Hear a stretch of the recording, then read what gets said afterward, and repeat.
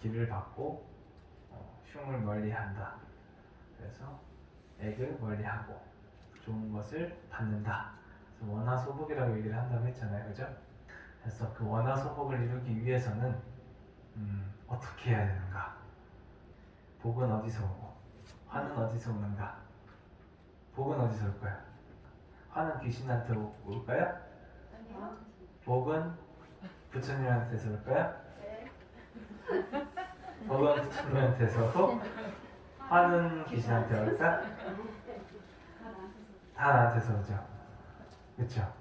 그게 바로 불교죠. 그걸 공부한 이유고, 그렇기 때문에 복과 화 자체는 자신의 마음에서 오는 거다. 그게 왜 그러느냐? 우리 자연의 이치 때문에 그런 거예요. 사라지고 생기고 사라지고 생기고 하는 것 때문에. 우리의 화와 복은, 좋고 나쁨은 양면성을 띠고 있다는 것을 알 수가 있다는 거죠.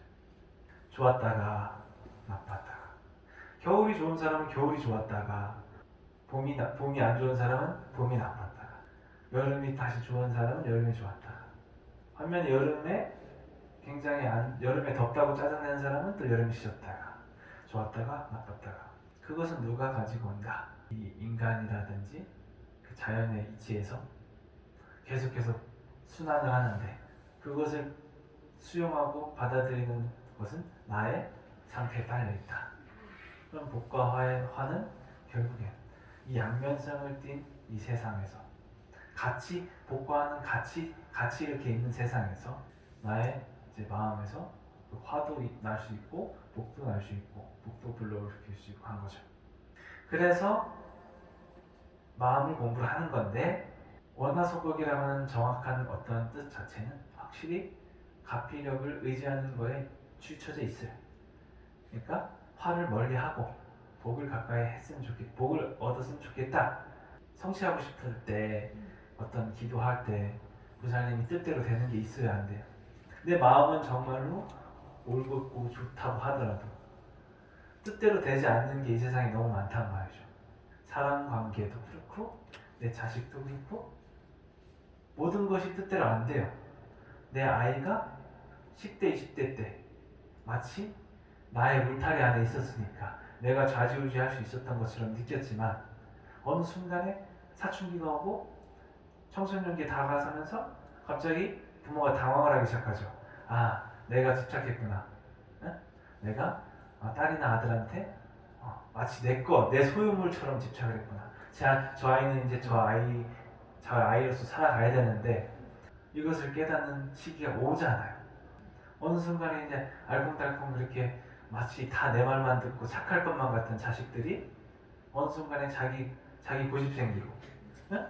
자기 자존심 생기고, 이제 반말하고, 이제 대들고, 네? 그렇게 생기잖아요. 그러면서 이제 부모는 어떻게 돼요? 1차적으로 당황하죠. 당황하죠. 상처받죠. 처음에는 상처받다가 조금 시간 지나니까 이제 그러려니 하기 시작합니다. 그러면서 이제 더 나이가 들면서 이제 부모가 혼나기 시작하죠. 그렇죠. 예. 이게 이제 거꾸로 간다는 거예요. 부모가 자식을 키우고 혼냈다가 부모가 약해지면서 부모가 혼나는 거예요. 네, 당연한 건 아니지만 그렇게 된다는 거예요. 인생사가. 그렇죠? 그러면서 그것도 순환계통이에요. 순환적인 원리라는 거. 내 마음을 지금 언제 고쳐요? 솔직히 말해서 이제서 부처님의 말씀 모르는 거 아니잖아. 근데 언제 고쳐요? 그걸 언제 시간을 되돌려서 내가 어렸을 때부터 업을 또 바꿔가냐고. 그러니까 뭘 바래요? 대부분의 사람들은 빨리 가피를 이루길 바라죠. 빨리 소원 성취하길 바라죠. 그게 원하소복을 원하는 마음이죠. 그것이 필요하다는 거고, 플러스 더 중요하다고 하는 것은 사실 모든 근원적인 부분들은 다 내 안에 있다는 거예요. 이것을 통찰하고 이것을 깨우친 상태에서, 이게 좀 된 상태에서 같이 뭘 바라야지, 이것도 되지 않고 그냥 맹목적으로 바라면 에이 뭐 기도해도 안 되네, 뭐 해도 안 되네, 이런 얘기가 다 튀어나오는 거죠. 그거는 자기 스스로가 아직까지 많이 덜 닦여있는 상태라고 볼 수 있는 거죠. 근데 나의 그런 어떤 것을 바란다기보다 또 이런 게 있을 수 있잖아요. 뭐 내 자식에 대한 어떠한 이제 바라는 거. 그러니까 나와 전혀 직접적으로는 연관이 없는, 내 마음가짐과 직접적으로 연관이 없는 부분들. 그것은 기도로서 통해서 연결시켜서 뭔가 이렇게 바랄 수밖에 없는데 굉장히 쉽지 않다는 거죠. 내 스스로가 변하는 것보다 남을 변화시키는 게 더 어렵고, 그렇다고 해서 안 하면 더 어렵다는 거죠. 옛날에 어머니들이 다 한 집안에서 한 번씩은 기독교를 가든 불교를 가든 기도를 했어요. 그렇게 했을 때 그 기운이 가족들한테 영향을 끼치는 게 실제로 많이 크죠. 집안에 기도하는 사람 한 명 있으면 시간이 갈수록 그 집안의 업은 내려가고 분위기가 많이 바뀌고 자기의 이제 여러 가지 관련돼 있는 사람들이 다 잘 된다. 매번 잘 되지 않죠. 아까 얘기한 것처럼 안 되는 이유가 있을 거고 되면 되는 이유가 있을 거예요. 인과법에서 안 되면 안 되는 이유가 있다는 얘기는 다음에 잘 될 수 있기 위한 마련이 될 수 있는 거고, 그거에 대한 전화위복이 될 수 있는 거고, 그거에 대한 발판이 될 수 있는 거죠. 보살님이 뭐 여기 집 이렇게 걸어가다가 넘어졌어요. 예를 들어서 넘어졌는데 너무 아파서 다쳤어요. 근데 그게 재수가 없는 게 아니라 더 큰 사고를 방지할 수 있는 어떤 액땜이라고 생각할 수 있는 그런 굉장히 성스러운 그런 부처님 같은 마인드. 근데 이런 사람이 거의 없죠. 네. 아유, 없죠. 아유, 불가능하죠, 그죠? 넘어져서 아픈데 그것을 어떻게 더 크게 다칠 거 덜 다쳤네라고 생각한 사람이 얼마나 있겠냐고.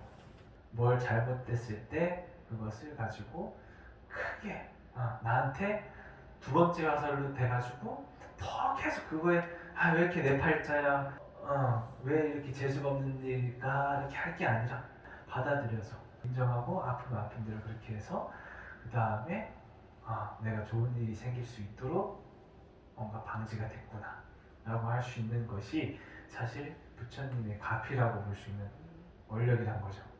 그래서 이게 마음가짐인데, 복과 화를 불러일으키는 나의 마음가짐인데, 같이 항상 복과 화가 같이 다니잖아요. 절대 좋은 건 좋은 거대로 쓸 수가 없어요. 아니, 예를 들어서 아리따운 내 남편이 아니죠. 처음엔 미치게 좋잖아요. 미치도록 좋잖아, 그렇죠? 근데 그렇게 평생 좋을 것만 같았던 사람이 나한테는 화가 된다고. 그리고 평생 내 말만 잘 들을 것 같던 아들, 딸이 화도 돼요. 평생 화는 아니지만 어느 날에 엄청 싸웠어. 막 울고불고 싸우고 미쳐버릴 것 같아. 아들 때문에 그냥 나 죽는다고 얘기가 나와. 네? 그러면 원수같이 생각날 거 아니에요.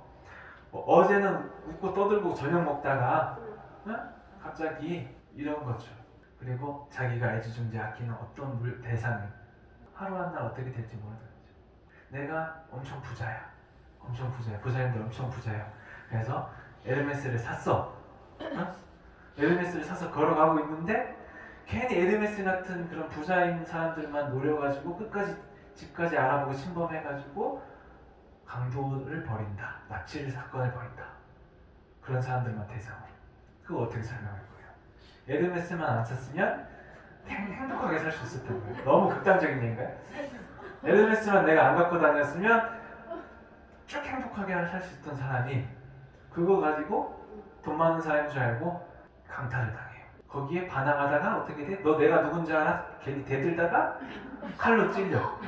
가만히 있었으면 상관없는데. 그냥 줘요? 그냥 줘야지. 그게 중요한 게, 그게 뭐가 중요하다고. 네? 돈 때문에 울고 불고 난리가 날 거면, 가족끼리 돈 때문에 울고 불고 난리가 날 거면 그게 없는 게 낫지. 그렇잖아요. 그렇죠? 그렇기 때문에 항상 좋은 게 나쁜 거고 나쁜 게 좋은 거예요. 나빴다가 갑자기 그 나쁜 남자 있잖아. 나쁜 남자. 100일 나쁘게 하다가 하루 갑자기 꽃다발 들고 와서 보살님들 눈물 안 흘려? 눈물 안 흘려 솔직히? 한평생을 저 양반은 하면서 이렇게 살잖아.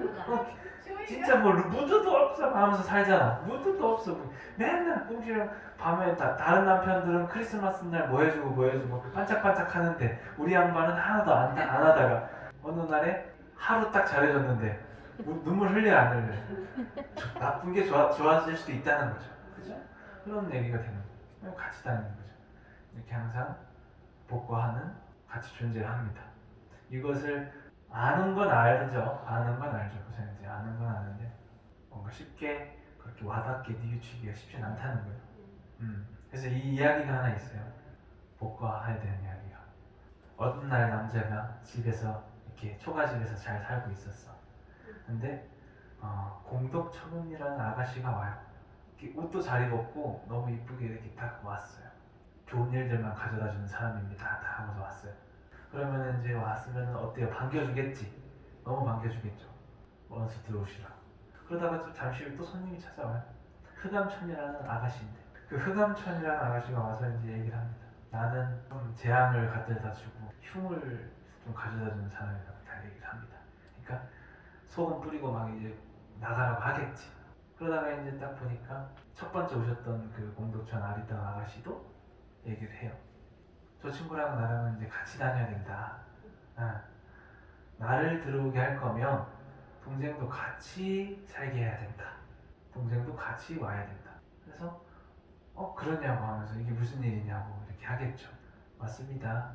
그 공덕천이 언니고 흑암천이 동생인데 맞습니다 하면서 이제 저는 언니랑 같이 이렇게 가야 된다 얘기를 하는 거죠. 대충 느낌이 오죠? 공덕천과 흑암천의 이야기 뭘 것 같아요? 공덕천이 아주 좋은 거고 흑암천이 나쁜 건데 언니가 먼저 들어갔지만 흑암천이 따라 들어오면서 나는 언니랑 같이 있어야 된대. 그리고 언니도 그거를 말해요. 저는 동생이랑 같이 다녀야 된다. 동생 저랑 같이 살 거면 동생도 같이 살아야 된대. 이렇게 얘기를 합니다. 공덕천과 흑암천은 우리의 마음이라고 볼 수 있는 거죠. 우리의 마음도 두 가지가 있으니까. 좋은 언니, 나쁜 언니 같이 있잖아요. 그리고 더 자세하게 보면 공덕천이라고 하는 것은 지혜고 흑암천이라고 하는 것은 어리석음이라고 할 수가 있겠죠. 우리는 항상 지혜와 어리석음을 같이 가지고 다니죠. 한치 잘못하면 어리석음이고 조금 괜찮으면 지혜고 많이 알아야 지혜가 생길까? 아니죠. 그렇다고 해서 많이 모른다고 해서 지혜가 없을까요? 또 아니죠. 보살님들이 화가 났어요. 그 상태라고 놓고 보면 지혜롭게 해야 되는 일도 어리석기만 하게 돼요. 내가 너무 급해? 내가 너무 기분이 안 좋아. 그러면 당연히 지혜롭게 해야 되는 일인데 그날은 어리석게 된다는 거예요. 그게 지혜와 어리석음이 같이 있다는 얘기가 되는 거죠. 그런 나의 환경에서 나오는 거예요. 나의 내면적 환경은 뭐예요? 마음의 껍질이죠. 내 안에서 어둡게 태양이 나, 어둡게 비친다. 그러면 내가 정신적인 상태가 굉장히 불안하다는 거예요. 그 불안하면 결국에는 빛을 내보일 수 없으니까 당연히 무명의 어리석음이 나오는 거고 내가 내 안에서 불안하지 않고 기분이 좋으면 빛이 내 마음을 밝게 비춰주니까 불안하지 않을 수 있다면 기분 좋다면 자연스럽게 좋은 일들이 생길 수 있다. 기본 중에 기본적인 마음가짐이죠. 그래서 이렇게 우리가 복과화에 대한 마음가짐을 잘 수용하고 잘 하기 위해서 어떻게 해야 돼요? 부처님의 법을 따른다. 부처님을 따르는 게 아니라 부처님의 법을 따르는 거죠. 사실은. 그래서 부처님의 법을 배우면서 그것을 따라가는 것이 제가 지금 말씀드린 복과와 양면성을 잘 다루고 그것을 수용하는 마음가짐이다.